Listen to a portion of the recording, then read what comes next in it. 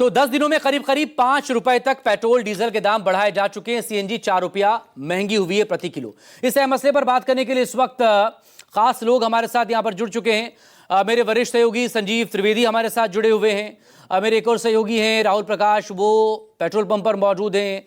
लोग किस तरह से अब ये तीसरी इजाफे के बाद या तीसरी किश्त के बाद क्या महसूस कर रहे हैं, इस पर वो बात करेंगे।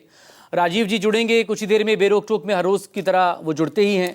पॉलिटिकल गेस्ट में अगर हम बात करें तो पॉलिटिकल एनालिस्ट सौरभ दुबे हमारे साथ हैं, कांग्रेस प्रवक्ता अंशुवत से हैं, रोहित अग्रवाल जी हमारे साथ होंगे, आरएलडी प्रवक्ता, आम आदमी पार्टी से घरेंद्र भारद्वाज जी हमारे साथ आ जाएंगे और समाजवादी पार्टी से कपिल श्रीवास्तव हमारे साथ हैं। बहुत स्वागत है सभी लोगों का। लेकिन शुरुआत संजीव जी आप ही से, क्योंकि आज यूएस सेक्रेटरी ऑफ स्टेट यानी कि अमेरिका के विदेश मंत्री मार्को रूबियो सुबह सुबह कोलकाता पहुंच चुके हैं। आज प्रधानमंत्री नरेंद्र मोदी से उनकी मुलाकात होनी है। कल विदेश मंत्री एस जयशंकर से वो मिलेंगे। क्वाड की मीटिंग 26 मई को होनी है।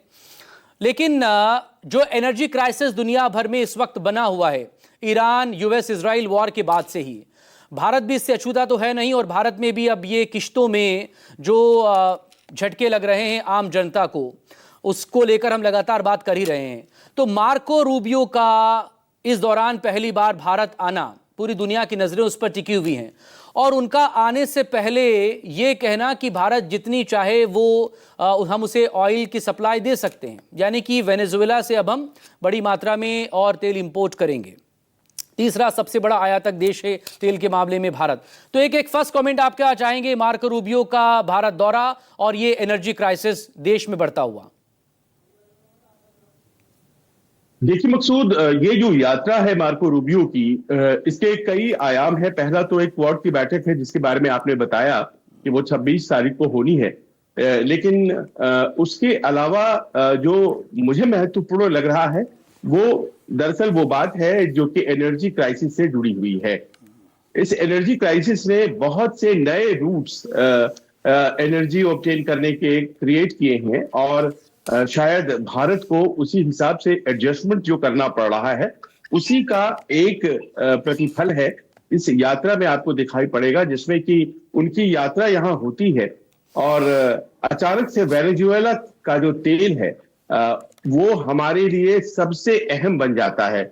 और ये वेनेजुएला का जो तेल है ये सालों से हमारे यहाँ नहीं आ रहा था, लेकिन अब इस वक्त वो रशिया और यूएई के बाद थर्ड लार्जेस्ट एक्सपोर्टर बन गया है हमारे लिए। हम वहां से सबसे ज्यादा आयात कर रहे हैं और ये एकदम हाल का डेवलपमेंट है। ये जो तेल हमें आ रहा है, ये तेल वाया यूएस कंपनीज आ रही हैं, यानी कि अमेरिका की एक भूमिका है।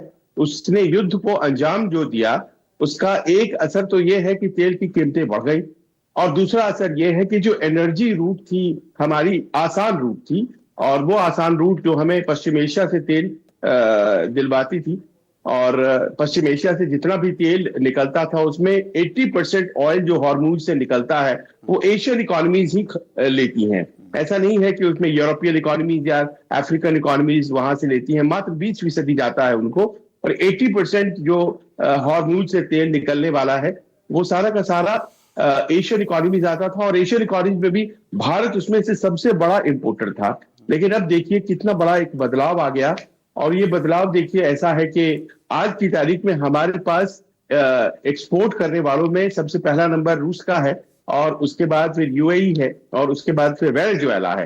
अब देखिए आपकी ये बदलाव आता है इसलिए कि अमेरिका एक युद्ध करता है और उस युद्ध के बारे में अभी भी हम और आप कुछ नहीं जानते हैं कि वो खत्म कब होगा। बिल्कुल, युद्ध के खात्मे की बात पर खुद अमेरिका बहुत ज्यादा आश्वस्त इसलिए नहीं लग रहा है कि अमेरिकी राष्ट्रपति का कहना है कि हमें एक बार और एक लड़ाई करनी पड़ेगी, तभी जाकर के हम चीजें वहां पर दुरुस्त कर पाएंगे। लेकिन उसके जो सहयोगी हैं मिडिल ईस्ट में, चाहे वो यूएई है, चाहे वो सऊदी अरेबिया है, चाहे वो कतर है, ये तमाम देश त्राहिमाम कर रहे हैं और उन्होंने किसी तरह से राष्ट्रपति ट्रंप को रोका हुआ है और कह रहे हैं कि आप मत करिए। कतर तो खुद तेहरान अपनी टीम भेज चुका है और किसी तरह से कोई सोल्यूशन आखिरी वक्त पर निकल जाए।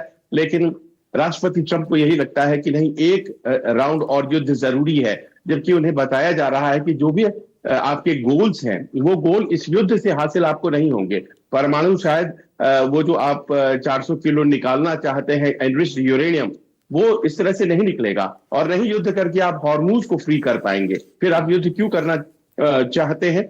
लेकिन वो क्यों करना चाहते हैं, अब इस तरह से वेनेजुएला के ऑयल को प्राथमिकता जो मिल रही है उससे बड़ा स्पष्ट होता जा रहा है। तो एक तो ये पूरा पक्ष हो जाता है।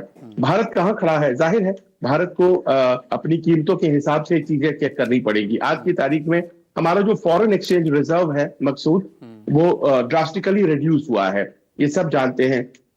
और फॉरेन एक्सचेंज होता क्यों है?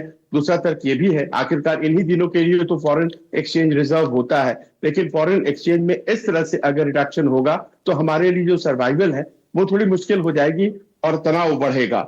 दूसरा ये है कि FY27 यानी कि अगले वित्तीय वर्ष के लिए एक बड़ा सम RBI की तरफ से भारत सरकार को दिया गया है वेस्ट एशियन क्राइसिस को मैनेज करने के लिए। यानी कि जो स्ट्रेस देख रहे हैं आप, आर्थिक स्ट्रेस, वो बढ़ता जा रहा है। और ये बात भी सच है कि जब आप ये पाते हैं कि ऑयल प्राइसेस जो हैं वो स्टेबल नहीं हो रही हैं, तो जाहिर है कि आप ये 50 पैसे, 90 पैसे, 80 पैसे जो बढ़ा रहे हैं, ये कोई ऐसा नहीं है कि यहीं पर रुकने वाली है। हो सकता है कि ये तीसरी बढ़ोतरी बहुत ज्यादा लग रही हो, 5 रुपए, लेकिन याद कीजिए साल 2022 में जब यूक्रेन क्राइसिस आया था तो मार्च और अप्रैल के बीच में 12 रुपए दाम बढ़े थे। तो अभी तो आप 5 रुपए के आसपास ही हैं। इसका अर्थ यह हो जाता है कि आने वाले दिनों में हमें एनर्जी शॉक्स के लिए तैयार रहना पड़ेगा। अब इस स्थिति में राजनीति को तय करना है कि क्या वो हर बार जो रेट बढ़ रहा है उसे सरकार की हार माने या फिर उसे एडजस्टमेंट माने, क्योंकि इन परिस्थितियों में भारत सरकार बहुत कुछ कर सकती है। ऐसा नहीं है, तेल की कीमतें बढ़ती ही रहेंगी। मकसूद, आप प्लीज मेरे साथ बने रहिएगा।